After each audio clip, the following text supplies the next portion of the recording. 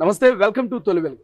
Yes, Hydraa అనేది రాష్ట్ర వ్యాప్తంగా మారుమోగిపోతుంది. ప్రధానంగా గ్రేట్ హైదరాబాద్లో ఉన్నటువంటి ఎక్కడైతే నాలాలు చెరువులు కబ్జా చేశారో కబ్జాదారుల గుండెల్లో రైలు పరిగెత్తిస్తుంది, వెన్నులో వణుకు పుట్టిస్తుంది ఈ హైడ్రా. సో హైడ్రా రికవరీ దాదాపు 43 ఎకరాల ఆ యొక్క ల్యాండ్ని రికవరీ చేసింది. సో ఆ రికవరీ వల్ల మాకెంతో మేలు జరుగుతున్నట్టు ఇక ఫిషరీస్ కార్పొరేషన్ చైర్మన్ మెట్టుసాయి అంటున్నాడు. ఒకసారి మెట్టుసాయి మనతో మాట్లాడదాం. మెట్సాయి గారు నమస్తే అండి. సో ప్రధానంగా హైడ్రా వచ్చిన తర్వాత 43 ఎకరాలు రికవరీ చేసింది. సో ఈ 43 ఎకరాల రికవరీ వల్ల ప్రధానంగా మీకు ఎటువంటి మేలు జరగబోతుంది? ముఖ్యంగా మా ముఖ్యమంత్రి రేవంత్ రెడ్డి గారు మరొక భగీరథుడిగా చిరుల కుంటల్ని కాపాడే ఒక ఆపద బంధువుగా మామూలు కనబడుతున్నాడు. ఎందుకంటే మీరు చూడొచ్చు, ఎక్కడైతే నీరు ఉంటుందో, ఎక్కడైతే చెరువు ఉంటుందో అక్కడ మత్స్యకార జీవనోపాధి ఉంటుంది. హైదరాబాద్ చుట్టుపక్కల కానివ్వండి, ఇంకా గ్రేటర్ హైదరాబాద్ అంటే మన రంగారెడ్డి పరిసర ప్రాంతాలు కానివ్వండి, అదేవిధంగా మేడ్చల్ కానివ్వండి, అదేవిధంగా హైదరాబాద్ కానివ్వండి, ఈ చుట్టుపక్కల అంతా ఎక్కువ నగరంకి ఒక శివార్లు కావడం వల్ల అక్కడ చెరువులు అన్నీ రియల్ ఎస్టేట్ వ్యాపారంగా మారిపోయినాయి. 10 ఎకరాల చెరువు ఉంటే కేవలం ఎకరం ఉంటుంది, అంటే 9 ఎకరాలు లేఅవుట్ చేయడము, అమ్మేయడము, ఫ్లాట్ చేయడము, కట్టేయడము. అదే గండిపేట పోదాము, మణికరణ పోదాము, ఇప్పుడు హైటెక్ సిటీ మాదాపూర్ చూడండి. అంటే ప్రతి దానికి హైదరాబాద్ ఉన్నటువంటి భూమిని, చెరువుని, కుంటని, ఎఫ్టీఎల్ ల్యాండ్ని, అంతా మత్స్యకార సంపదని బాజప్తాగా అధికార దర్పంతో, అధికార దుర్వినియోగంతో అప్పటి నాయకులు, బీఆర్ఎస్ నాయకులు చెప్తున్నా, బీఆర్ఎస్ నాయకులే ఈ కబ్జా కౌర్లకు కొమ్ము కాసింది, వాళ్ళకు అండాదండగా ఉన్నది వాళ్ళే.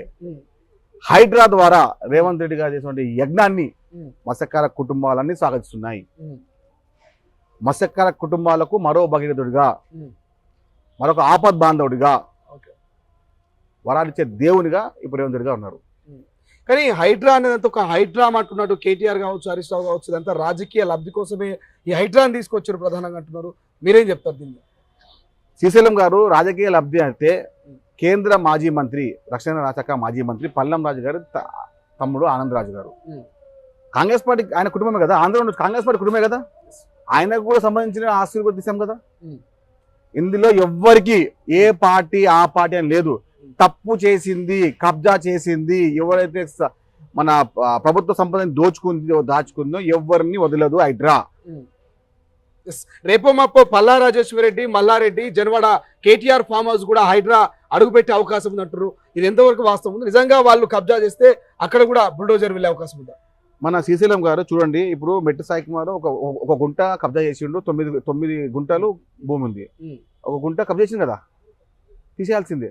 అది కేటీఆర్, పల్లరాజేశ్వర రెడ్డి, మల్లారెడ్డి, ఇంకా ఎల్లయ్యనా, పుల్లయ్యనా ఉండదు. ఎవరైతే ప్రభుత్వ సంపదను, ప్రజల సంపదను దోచుకుంటున్నారో, ఎవరైతే కబ్జా చేస్తున్నారో, ఆ ఎక్కువని కూడా ఎంత పెద్ద అధికారి కానివ్వండి, ఎంత పెద్ద రాజకీయ నాయకుడు కానీ, ఎంత పెద్ద వ్యాపారవేత్త కానీ ఎవరిని కూడా హైడ్రా వదిలిపెట్టదు.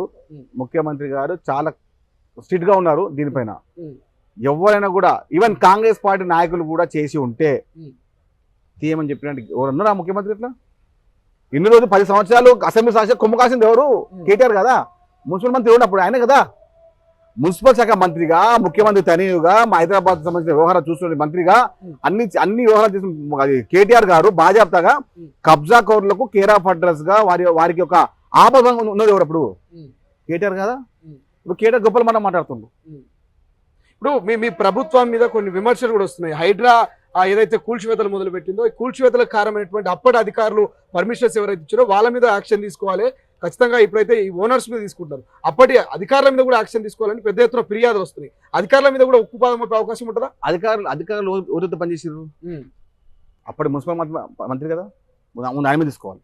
ఓకే, అధికారులను ప్రేరేపించింది ఎవరు? అధికారులు ఇబ్బంది పడింది ఎవరు? అప్పటి మున్సిపల్ శాఖ మంత్రి ఎవరు? మీరు చెప్తున్న కేటీఆర్. తప్పంతా ఆయన చేసి తగుదనమ్మా అని చెప్పి అధికారులు మాట మాట్లాడుతున్నాడు. ఇంతకుముందు జనవాడ ఫామ్ హౌస్ నాకు కాదే అన్నాడు, నేను లీజ్ తీసుకున్నా అన్నాడు. పూజ చేస్తాం తప్పుంటే. కానీ మీ నాయకులు కూడా హిమత్ సాగర్ అక్కడ ఎఫ్టీఎల్ బఫర్ జోన్ లో నిర్మాణాలు చేపట్టారు. వివేక్ వెంకట స్వామి, ఇక్కడ రెవెన్యూ శాఖ మంత్రి పొంగులేటి, మరి వీళ్ళే కనిపించట్లేదంటూ ప్రశ్నిస్తారు కదా ప్రతిపక్షాలు. మంత్రి పొంగులేటి గారు బాజాప్తాగా ప్రెస్ మీట్ ద్వారా చెప్పారు, నాది కూడా ఒక గజం భూమి ఉన్నా, ఒక గుంట భూమి ఉన్నా తీసివేయండి అని చెప్పారు. ఇంత బాహటంగా ఎవరన్నా చెప్తారా? ఆ మాట మీరు చెప్తున్నారా? చెప్పండి కేటీఆర్ గారు. ఎప్పుడైనా ఫామ్ హౌస్ నాలుగా అంటున్నారా మీరు? జన్వాడ ఫామ్ హౌస్ నాదని చెప్పి అప్పటి మీ ఎమ్మెల్యే, అప్పటి మీ మాజీ ఎమ్మెల్యే, అప్పటి మీ మాజీ ఎంపీ బాల్కా సుమన్ బాజాప్తా చెప్పినాడు అది కేటీఆర్ అని చెప్పి.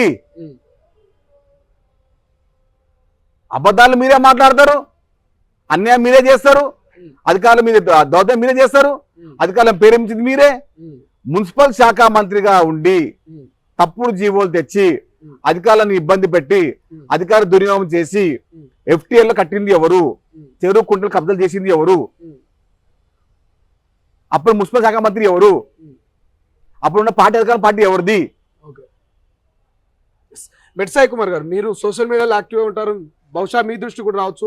ఇప్పటికే బీజేపీ కావచ్చు, ప్రతిపక్షాలు ఒక పోస్ట్ను అయితే పోస్ట్ చేస్తున్నాయి. అందులో ప్రధానంగా ఓవైసీకి సంబంధించి ఒక బిల్డింగ్ చెరువులో మధ్యలో ఉన్నట్టుగా ఒక పోస్ట్ అయితే పెడుతున్నారు. మరి ఓవైసీ మీద ఏం యాక్షన్ తీసుకురంటూ ఆ అధికార పార్టీని ప్రశ్నిస్తున్నారు. ఓవైసీని వదిలిపెడతారా, బుల్డోజర్ పోతుందా ఒకవేళ నిజంగా కబ్జా చేస్తే? బహదూర్పుర ఎమ్మెల్యే ముబీను ఆయనది 5 అంతస్తుల బిల్డింగ్ కూల్చోవడం జరిగింది. ఎంఐఎం పార్టీ ఎమ్మెల్యే కదా. Rahmat Baig MIM party MLC, ఆయనది 2 అంతస్తుల భవనం కూల్చేసాము. దీనికి ఎవరు అతిథి గారు శ్రీశైలం గారు చెప్తున్నాము, ముందు చెప్తున్నాం మీకు. ఏ పార్టీ నాయకులు కానీ మాకు సంబంధం లేదు. ఎవరైతే మీ అధికారాన్ని దుర్వినియోగం చేసి FTL ల్యాండ్ లో మీరు బిల్డింగ్ కట్టారో, చేరుకుంటూ కబ్జాలు చేశారో, ఎంత పెద్ద అధికారి కానివ్వండి, ఎంత పెద్ద రాజకీయ నాయకుడు కానివ్వండి, ఎంత పెద్ద వ్యాపారవేత్త కానివ్వండి, వదిలే ప్రసక్తి లేని చెప్పి నిన్న బాజాప్తాగా శ్రీకృష్ణ సంబంధించినటువంటి మన ఫౌండింగ్ టెంపుల్ మూమెంట్ లో గౌరవ ముఖ్యమంత్రి రేవంత్ రెడ్డి చెప్పడం జరిగింది. ఆ శ్రీకృష్ణుడు చెప్పిన భగవద్గీతనే పాటిస్తున్నాను, ఆ శ్రీకృష్ణుడు చూపిన మార్గాన్ని నేను నడుస్తున్నాను అని చెప్పినట్టు ముఖ్యమంత్రి గారికి మత్స్యకారులందరూ, తెలంగాణ ప్రజా సంఘాలు, తెలంగాణ ప్రజలందరూ చాలా హర్షిస్తున్నారు ఈ విషయాన్ని బట్టి. ఫైనల్ గా ఒక మాట, కాంగ్రెస్ పార్టీకి సంబంధించిన కొంతమంది ఎమ్మెల్యేలు, కొంతమంది నాయకులు కూడా డిమాండ్ చేస్తున్నారు. ఫర్ ఎగ్జాంపుల్ కరీంనగర్ లో కాప్రాను తీసుకురావాలి, అక్కడ కూడా కట్టడాలు చెరువులు కబ్జా అవుతున్నారు. ఫర్ ఎగ్జాంపుల్ షాద్ నగర్ లో వీర్లపల్లి శంకర్ కూడా డిమాండ్ చేస్తున్నాడు, మా షాద్ నగర్ కూడా అక్రమ కట్టడాలు కబ్జాలు అయినాయి, ఇక్కడికి హైడ్రా రావాలంటున్నారు. నిజంగా భవిష్యత్తులో హైడ్రా రాష్ట్ర వ్యాప్తంగా వ్యాపించే అవకాశం ఉందా? మేము కూడా ఇప్పుడు హైడ్రాని ఇప్పుడు మా మత్స్యకార సంబంధించిన వ్యవహారంలో మేము కూడా కొన్ని సమాచారం ఇస్తున్నాం. ఎవరికి? హైడ్రాకి. హైదరాబాద్ లో ఎన్ని చెరువులు, ఎన్ని కుంటలు కబ్జా చేసారు, ఆ సమాచారానికి మాది సమాచారం ఎంత ఉందో, మత్స్యశాఖ ఎంత సమాచారం ఉందో ఆ సమాచారాన్ని మొత్తము క్రోడీకరించి హైడ్రాకి ఇస్తాము. అంటే ఎన్ని ఎకరాల చెరువు ఉంటే ఎన్ని ఎకరాలు ఉంది ఇప్పుడు ప్రత్యక్షంగా పరోక్షంగా ఆ సమాచారాన్ని మొత్తం హైడ్రాకి 2 తర్వాత ఎప్పుడైనా తీసుకోండి. ముఖ్యంగా హైడ్రాని రాష్ట్ర వ్యాప్తంగా చేస్తే ప్రజల యొక్క నమ్మకాన్ని మనం రాష్ట్ర వ్యాప్తంగా ప్రతి ఊరు తీసుకెళ్ళి ఉంటుంది. హైడ్రాని కేవలం హైదరాబాద్ పరిమితం చేయడం ఉద్దేశం కాదు. హైడ్రాని వారి యొక్క అంటే ఎక్కడెక్కడైతే అన్యాయం ఉంటుందో అక్కడ ఇది బ్రహ్మాస్త్రం లాగా ఉపయోగించాలి. ఎందుకంటే రాష్ట్ర రాజధాని, రియల్ ఎస్టేట్ రాజధానిగా మన తెలంగాణ రాష్ట్రాన్ని ఒక రియల్ ఎస్టేట్ మాఫియాగా, రియల్ ఎస్టేట్ కంపెనీగా చేయాలనుకున్న కేటీఆర్కి, అదేవిధంగా ఈ అక్రమాలని అంతం చేసే విధంగా రేవంత్ రెడ్డి గారు చాలా తేడా ఉంది. రేవంత్ రెడ్డి గారి యొక్క తపన ఏంటంటే తెలంగాణ రాష్ట్ర భవిష్యత్తును కాపాడాలి, తెలంగాణ రాష్ట్ర భవిష్యత్తు యొక్క నిర్మాణం చేయాలి, అదే తెలంగాణ భవిష్యత్తుని యొక్క చేసుకుంటూ తెలంగాణ ప్రజల యొక్క అభివృద్ధిని చేకూర్చాలి. మీరు చెరువు కుంటలు ఇప్పుడు చిన్న వర్షానికి హైదరాబాద్ నగరం ఎందుకు తడిసిముద్దవుతుంది? ఇలాంటి చెరువులు కుంటలు కబ్జా చేయడం వల్ల, నీటి నిల్వ సాంద్రత లేకపోవడం వల్ల, నీటి సాంద్రత ఎక్కువ కావడం వల్ల. అంటే కేవలం మీ యొక్క అధికార దర్పం కోసం, మీ ధనార్జన కోసమే కేటీఆర్ బాజాప్తాగా ఒక ప్రైవేట్ కంపెనీ ఏర్పాటు చేసింది గత 9 సంవత్సరాలు. హైదరాబాద్ నగరాన్ని ఒక రియల్ ఎస్టేట్ కంపెనీ ఏర్పాటు చేసుకున్నాడు. మున్సిపల్ శాఖని కమ్యూనిటీ ఏజెంట్ శాఖ చేసుకున్నాడు. దీనికి ఏమన్నా శిక్షార్హులు అంటే కేటీఆరే దీనికి శిక్షార్హుడు. కేటీఆరే బాజాప్తాగా అప్పుడు మున్సిపల్ శాఖని బాజాప్తాగా రియల్ ఎస్టేట్ కంపెనీకి అమ్మేసిండు. జీవోలు వచ్చే ముందు రియల్ ఎస్టేట్ కంపెనీ చెప్పేది, మొత్తం సమాచారం ఇచ్చేది ఈ విధంగా అని చెప్పి. రియల్ ఎస్టేట్ ఏజెంట్గా మారి కేటీఆర్ గారు ఇప్పుడు గొప్ప మాట మాట్లాడుతుంది. ఏ కాంగ్రెస్ నాయకుడిని కూడా కబ్జా ఉంటే, ఎవరైనా FTL కట్టి ఉంటే బాజాప్తాగా కూల్చివేయని చెప్తున్నా ముఖ్యమంత్రి రేవంత్ రెడ్డి గారు. మా ముఖ్యమంత్రి రేవంత్ రెడ్డి గారికి మత్స్యకారుల తరపున, మత్స్యకార కాంగ్రెస్ తరపున, మత్స్యకారుల కుటుంబాల తరపున ఆయనకు ధన్యవాదాలు తెలుపుకుంటున్నాము.